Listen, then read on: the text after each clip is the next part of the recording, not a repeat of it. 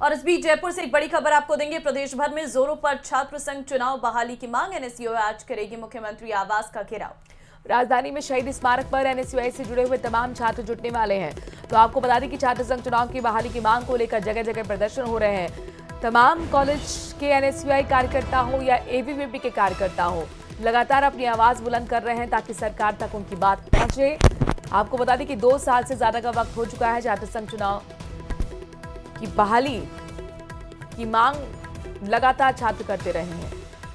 हालांकि अभी तक सरकार की तरफ से भी ऐसे कई नेता हैं जिन्होंने कहा कि मुख्यमंत्री को इस पे विचार करना चाहिए। राजेंद्र राठौर की तरफ से इस तरीके का बयान आया, शेखावत की तरफ से बयान आया। तमाम जो ऐसे नेता हैं जो खुद छात्र आदिवासी से जुड़े हुए हैं और उसके बाद एक बड़े नेता के तौर पर उभरे हैं, तो जाहिर तौर पर एनएसयूआई के कार्यकर्ता आज इसी मांग को लेकर मुख्यमंत्री आवास का घेराव करने वाले हैं। यानी हल्ला बोल एनएसयूआई छात्रों का देखने को मिलेगा। जयपुर से एक बड़ी खबर आपको बताते हैं। एसआई भर्ती परीक्षा 2021 पेपर लीक मामले से बड़ा अपडेट सामने आया है। राजस्थान हाईकोर्ट में आज फिर एक बार सुनवाई होने वाली है। आपको बता दें कि कल कैलाश चंद्र शर्मा और अन्य की याचिकाओं पर हुई थी सुनवाई। सभी पक्षों को अपनी ओर से रिजाइंडर पेश करने का वक्त जो है वो दिया गया है। सभी अपना अपना जो पक्ष है वो पेश कर सकते हैं। आपको बता दें कि इस पूरे मामले पर अभी लगातार सुनवाई चल रही है। बड़ा मामला है, ऐसे में कई दिनों की सुनवाई के बाद ही इसमें कोई फैसला लिया जा सकता है।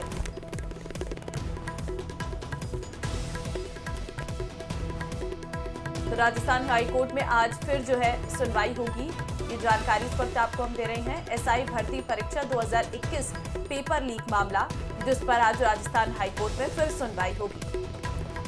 माना जा रहा है कि आज कोई बड़ा फैसला कोर्ट अपनी तरफ से इस मामले में सुना सकता है। हालांकि सरकार अपना पक्ष रख चुकी है, लेकिन कई जो पार्टीज इससे जुड़ी है, पक्षकार हैं और उनकी भी दलीलें कोर्ट सुनने का काम कर रही है। पिछले जुलाई में आपने देखा कि निरंतर इस पर सुनवाई हुई है। आज हाईकोर्ट की सिंगल बेंच एक बार फिर इस मामले की सुनवाई करेगी। एक पक्ष का ये कहना है कि बहाल नहीं होना चाहिए, यानी कि जिस तरह की स्थिति है एसआई भर्ती परीक्षा वैसी ही रहनी चाहिए। दूसरा पक्ष कहता है कि रद्द होनी चाहिए क्योंकि इसमें बड़े पैमाने पर भ्रष्टाचार हुआ, पेपर लीक हुआ। हालांकि सरकार अपनी तरफ से क्लियर कर चुकी है कि जिस स्तर पर लीक हुआ था वो बहुत छोटा स्तर था। तमाम आरोपी की गिरफ्तारी कर चुके हैं, इसके खिलाफ हम कार्रवाई भी कर चुके हैं। लिहाजा अगर यहाँ पर रद्द होता है ये परीक्षा तो कुल मिलाकर जो अभ्यर्थी ईमानदारी से चुने गए हैं उनके साथ अन्याय हो जाएगा। प्रदेश में स्कूटी योजना को लेकर सत्ता और विपक्ष के बीच जुबानी जंग तेज हो गई है। कांग्रेस नेता गोविंद सिंह डोटासरा ने जहां बीजेपी सरकार पर छात्राओं को दी जाने वाली स्कूटी योजना को बंद करने का आरोप लगाया है, तो वहीं शिक्षा मंत्री मदन दिलावर ने पलटवार करते हुए डोटासरा को आचरण से बेईमान बता डाला।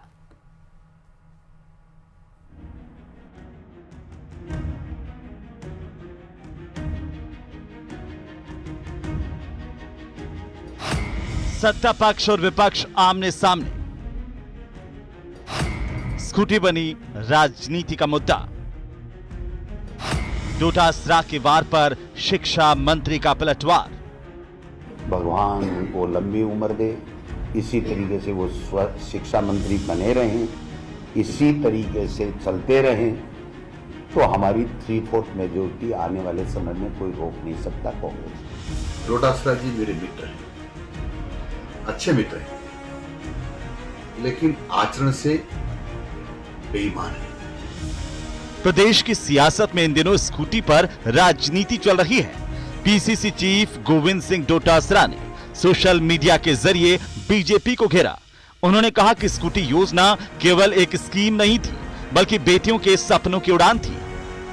कांग्रेस सरकार ने इस योजना के जरिए दूर दराज की मेधावी बेटियों को शिक्षा से जोड़ा, लेकिन भाजपा ने इस योजना का नाम बदला, राशि घटाई और स्कूटी बांटना ही बंद कर दिया।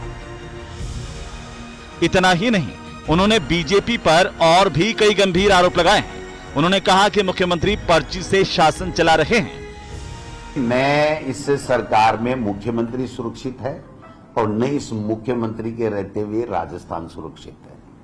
प्रदेश की जनता सुरक्षित नहीं है। ये पर्ची सरकार, इसकी भाषण की पर्ची लीक हो रही है, खुद के जाने से पहले लीक हो रही है। इसका मतलब मेरी बात पे मोहर लग गई।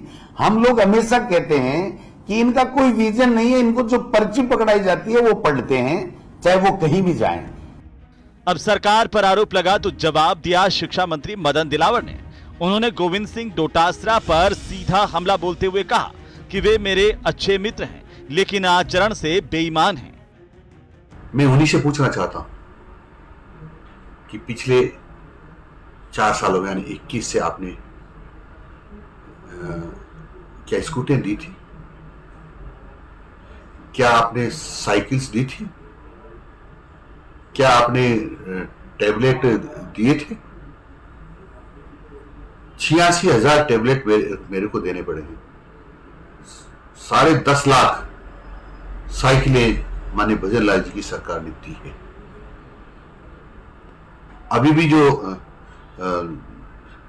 स्कूटियां दी है हमने, वो भी हमने दी है। ये बेईमान है ना, असलियत नहीं बोलते हैं। इनसे बड़ा झूठ बोलने वाला भी दुनिया में कोई पैदा नहीं हो। राजनीतिक हमलों के बीच सच्चाई क्या है ये आंकड़ों से साफ होगा, लेकिन इतना साफ है कि स्कूटी योजना पर अब सियासत की स्कूटर रेस छिड़ चुकी है और दोनों तरफ से आरोप प्रत्यारोप का एक्सीलेटर तेज हो गया है। कौन बेटियों के सपनों का हमदर्द है और कौन स्कूटी योजना के नाम पर सियासी स्कोर बना रहा है, इसका जवाब तो जनता देगी ही। फिलहाल तो सत्ता पक्ष और विपक्ष के बीच बयानबाजी की स्पीड थमने का नाम नहीं ले रही है। जयपुर से न्यूज़ 18 राजस्थान के लिए सुधीर शर्मा की रिपोर्ट।